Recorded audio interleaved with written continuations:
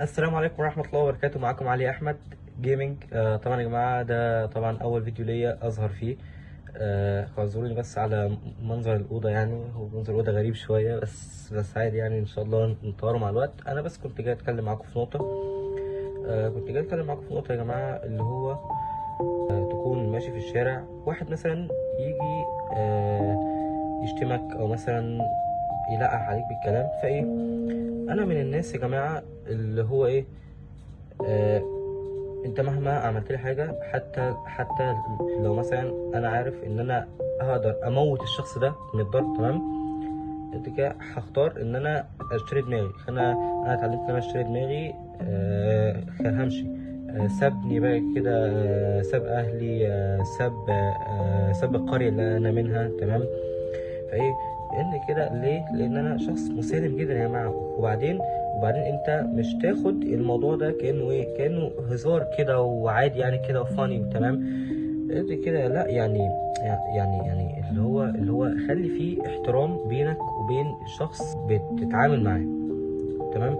فايه، آه عموما اي شخص بقى بيجي لي حاليا، او مثلا عشان يعمل معايا مشكله، بشتري دماغي، بقول له كده يعني كده، اللي هو هاف جود داي، تمام. اللي هو عادي خالص، اللي هو مش لازم شكل، فاهمني. اللي هو مش لازم يعني نضرب ونضرب، تمام.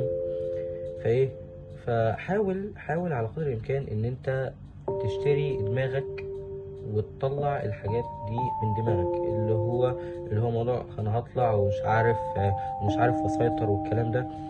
لا، خلي الكلام ده ليك لوقت شدة او حاجة زي كده، تمام. فايه، انا بس يعني ده يعني كان موضوع، يعني كان نفسي اتكلم فيه. انا اسف يعني يعني ما طولتش في الفيديو ده يعتبر يعني اقصر فيديو ليا، تمام. فايه، وحاجة كمان يا جماعة، الحاجة دي كمان، في ناس كمان يعني، اللي هو انت اشتغل على نفسك، تمام. اللي هو انت مش هتضيع يعني مستقبلك علشان 2 3 اصحابك مثلا هيتريقوا عليك، تمام.